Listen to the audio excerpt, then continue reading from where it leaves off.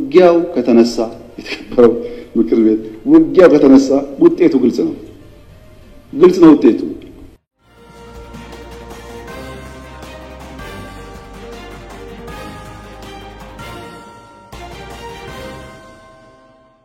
የዘወትር አክብሮታዊ ሰላምታችን በያላችሁበት ድረስ ወደ ሸገር ታይምስ ቤተሰቦች እንደምናላችሁ የሰዓቱ ዜናችን ነው ተጀመረ። አበይት ነጥቦችን አስቀድመን እናስተዋውቃችሁ።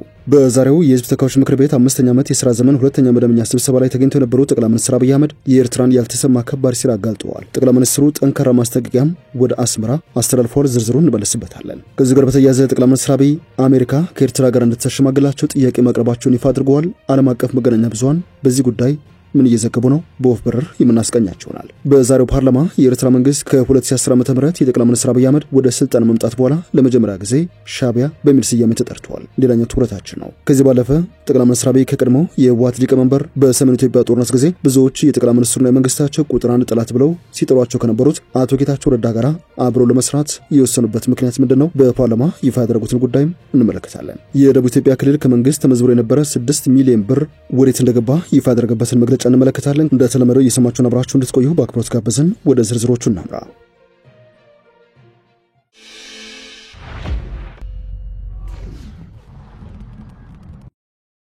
ጥይት አስተላላፊ አትሆኑ፣ ሀገር ሁኑ። ጥይት ማቀባበል ቢቀርባችሁ ስለማናጥ አይደለም፣ እናያቸዋለን።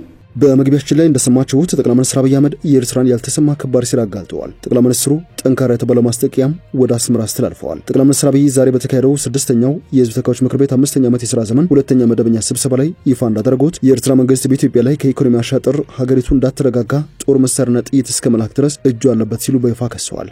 ጠቅላይ ሚኒስትሩ ለኤርትራ ባስተላለፉት መልእክት ሀገሪቱ ብጥብጥ ውስጥ እንድትገባ ጥይት በማቀበል በኩል የኤርትራ እጅ እንዳለበት በጠቆሙበት ንግግራቸው ጥይት አታቀብሉ ሀገር ሁኑ ያሉ ሲሆን የፎርጅድ ብር ኢትዮጵያ ውስጥ በማስራጨት እንደዚሁም በአሜሪካ በብላክ ማርኬት ምንዛሬ ውስጥ የኤርትራ መንግስት እጅ እንዳለበት በመጠቆም ሁሉን ነገር እናውቃለን፣ እያየናችሁ ነው፣ እረፉ ሲሉም ነው የተናገሩት። ጥይት አስተላላፊ አትሆኑ፣ ሀገር ሁኑ። ጥይት ማቀባበል ቢቀርባችሁ ስለማናጥ አይደለም፣ እናያቸዋለን። ፎርጅድ ብር ቢቀር አሜሪካ አስቀምጣቸው የምትሰሯቸው ብላክ ማርኬት ማሳደግ ቢቀር በዚህ መልእክታቸው እንደ ጎረቤት ብንተሳሰብ ሲሉ የጠየቁት ጠቅላይ ሚኒስትር አብይ ጥይት ማቀባበሩን ካቆማችሁ በሰላም አብረን ለማደግና በፍቅር ለመቀጠል ከምንጊዜውም በላይ ኢትዮጵያ ፍላጎት አላት ያሉ ሲሆን እኔ ልክ እንደባለፈው አስመራ የመሄድ ፍላጎት አለኝ። ነገር ግን ጠቅላይ ሚኒስትሩ በዚህ ቅዳቸው አንድ ቅድመ ሁኔታ አስቀምጠዋል። እንደ ጎረቤት ብንተሳሰብ፣ ህጋዊነት ከተከተል፣ በንግዱም በሚፈናቀለው ጥይት ማቀበሉን ከተዋችሁ በሰላም አብረን ለማደግ በፍቅር አብረን ለመቀጠል ከምን ጊዜውም በላይ ኢትዮጵያ ፍላጎት አለ። እኔ ልክ እንደባለፈው አሁንም አስመራ መሄድ ፍላጎት አለ፣ ችግር የለብኝም። ነገር ግን እኛ ብዙ የምንጓጓላቸው ግዙፍ የልማት ስራዎች አሉን። ስራ ያለበት ሰው ደግሞ ጦርነት ላይ አይመኝም በማለት ጦርነት የሚፈልገው ስራ የሌለው ሰው ነው ሲሉ በ30 ዓመታት የስልጣን ዘመን እጅግ ወደ ኋላ ቀረች የተባለችውን ኤርትራ የሚመሩትን ኢሳያስ አፈወርቂና መንግስታቸውን በዚህ መልኩ ጎንትለዋል። እኛ እንዳያችሁት የሚያጓጓን ነገር አለ። የ10 ቢሊዮን ብር ኤርፖርት እንገነባለን፣ የ10 ቢሊዮን ብር ነዳጅ ማዳበሪያ እንገነባለን፣ የምናምን ቢሊዮን ብር ቤት እንገነባለን፣ ኮሪደር እንገነባለን። ይሄ ሁሉ የሚያጓጓ ስራ ያለ ሰው ጦርነት ሊያስብ አይችልም። ጦርነት የሚያስብ ስራ የሌለው ብቻ።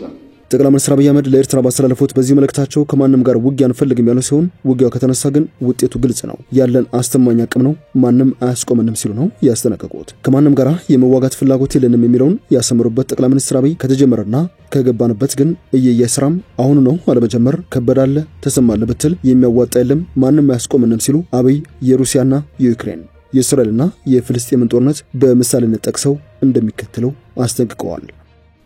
ከማንም ጋር የመዋጋት ፍላጎት የለንም። ለምን? ውጊያው ከተነሳ የተከበረው ምክር ቤት ውጊያው ከተነሳ ውጤቱ ግልጽ ነው ውጤቱ። ከዛ በኋላ አይሰራም። አሁን አለመጀመር ማለት ነው። ከገባን ግን ግልጽ ነው ውጤቱ። አስተማማኝ አቅም ነው ያለን፣ ማንም አያቆመንም። ይሄ ግልጽ መሆን አለበት። ማንም አያቆመንም።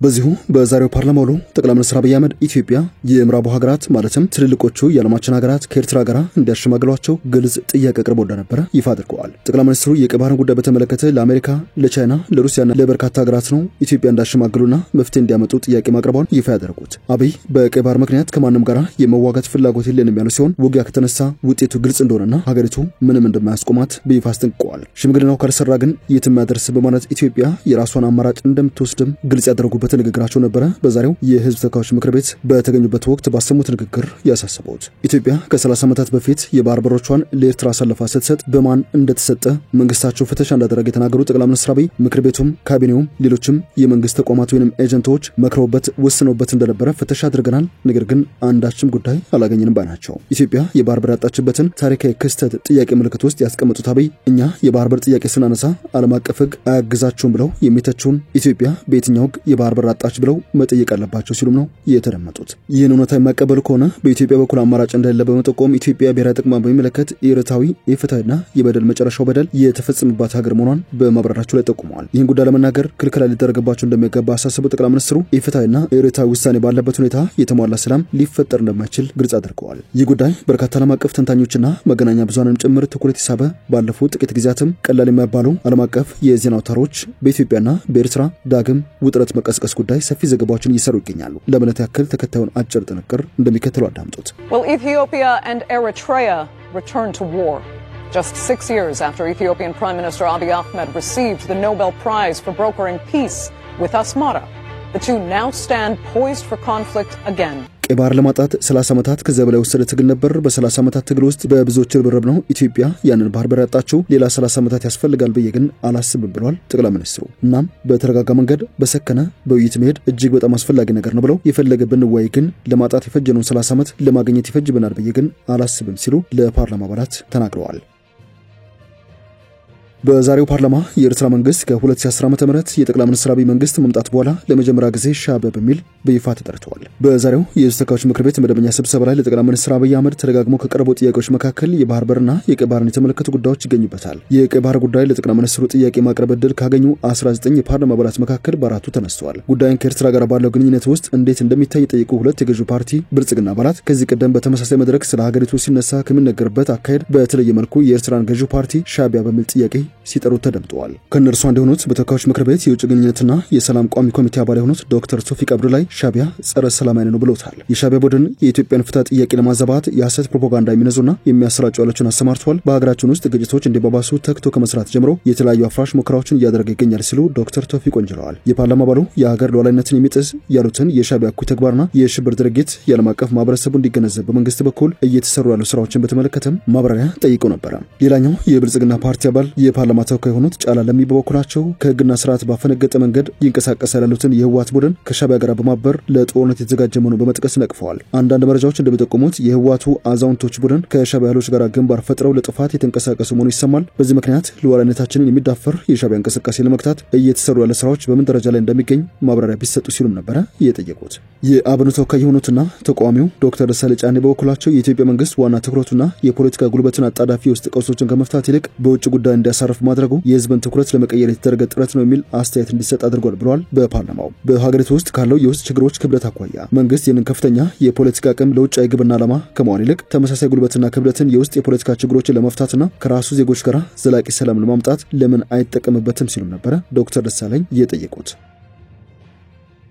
ከዛሬው የምክር ቤት ስብሰባ መነጋገሪያ አጀንዳ ጉዳይ አልወጣንም። ጠቅላይ ሚኒስትር አብይ አህመድ በሰሜን ኢትዮጵያ ጦርነት ጊዜ የመንግስታቸውና የራሳቸውም ቁጥር አንድ ጠላት ተቋሚና ተቺ ተደርገው ይቆጠሩ ከነበሩት አቶ ጌታቸው ረዳ ጋር በዚህ ሰዓት ለመስራት ያስፈልጋቸው ቁልፍ ጉዳይ ምን ይመስላል? ጠቅላይ ሚኒስትሩ ምላሽ ሰጥተውበታል። ጠቅላይ ሚኒስትሩ ማንም ሰው በሰላማዊ መንገድ ህግና ስርዓት አክብረው የሚመጣ ከሆነ ለመታረቅ ዝግጁ እንደሆኑ የተናገሩ ሲሆን ለመታረቅ ዝግጁ ብቻ ሳይሆን አብረው ለመስራት ዝግጁ እንደሆኑ የተናገሩ ሲሆን ሊታረቅ የነበረን አካል እንዳይታረቁ የሚያደርግ አካላትም አሉ ባናቸው። ኢትዮጵያ ደካማ ሆና እንድትኖር በሁለት እግሯ እንዳትቆም የሚሹና የሚሰሩ ሀገራት ባሉበት ሁኔታ ኢትዮጵያን ብሔራዊ ጥቅም ለይተው ማወቅ ካልቻሉ ለፖለቲካ ፍጆታ ብቻ ለጠላት ፍላጎትና ጥያቄዎች ተላልፈው ከተሰጡ የተሟላ ሰላም ማምጣት ያስቸግራል ብለዋል። የኢትዮጵያን እድገት በሁለት እግር መቆም የማይፈልጉ ሀገራት በጦርነት ሊያሸንፉ እንደማይችሉ ያውቁታል። የኢትዮጵያን አቅም ላኪው ያውቀዋል። ተላላኪው ግን በሚነገረው ቁጥር ዘሎ እዚህ የሚመጣ ስለሚመስለው ይጓጓል ሲልም ተደምጠዋል። ኢትዮጵያ ለመገንጠልም ለመጠቅለልም አትመችም ያሉት ጠቅላይ ሚኒስትሩ በተግባር ኢትዮጵያን ካለማወቅ በጉጉትና በመሻት ብቻ የሚጋለቡ ፈረሶች ወይንም ኃይሎች ሀሳባቸውን ለማሳካት ቀላሉ መንገድ የሚመስላቸው ከጥላት ጋር ማበር ነው።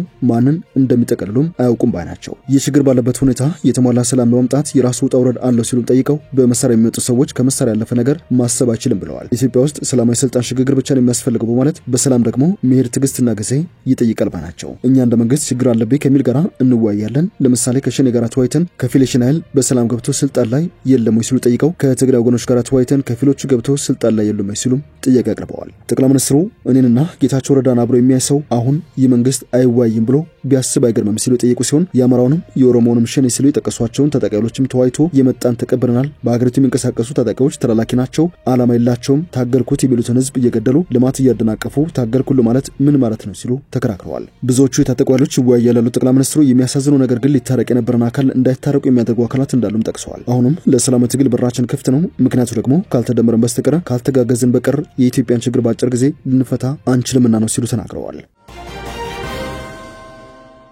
ዜናችን ቀጥሏል። ከፓርላማ ጉዳዮች ወጣ ብለን ሌሎች ወቅታዊ ጉዳዮችን እንመልከት። የደቡብ ኢትዮጵያ ክልል ገቢዎች ቢሮ ባለፈው 3 ወራት ተመዝብሮ የነበረ ከ6 ሚሊዮን ብር በላይ ወደ መንግስት ካዝና ተመላሽ መደረጉን አስታውቋል።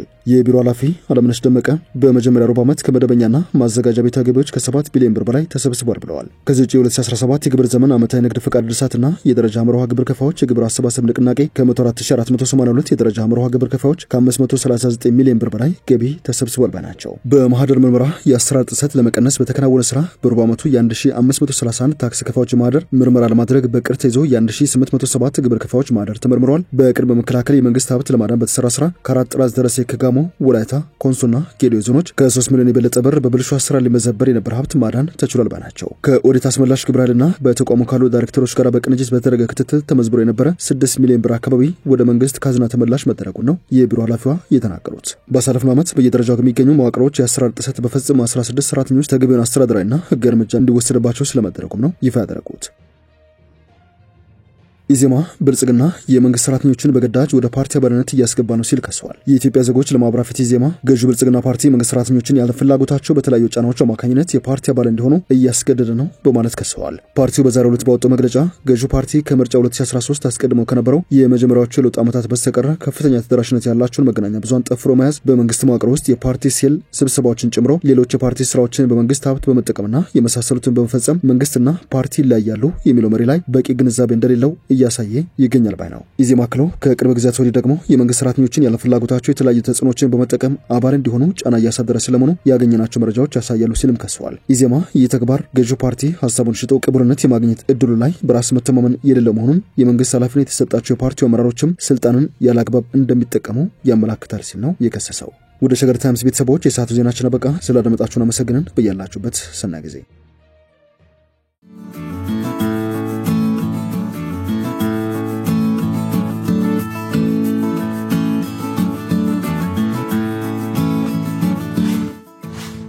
ሸገር ታይምስ ሚዲያን ሰብስክራይብ በማድረግና ደወሉን በመጫን ይከተሉን።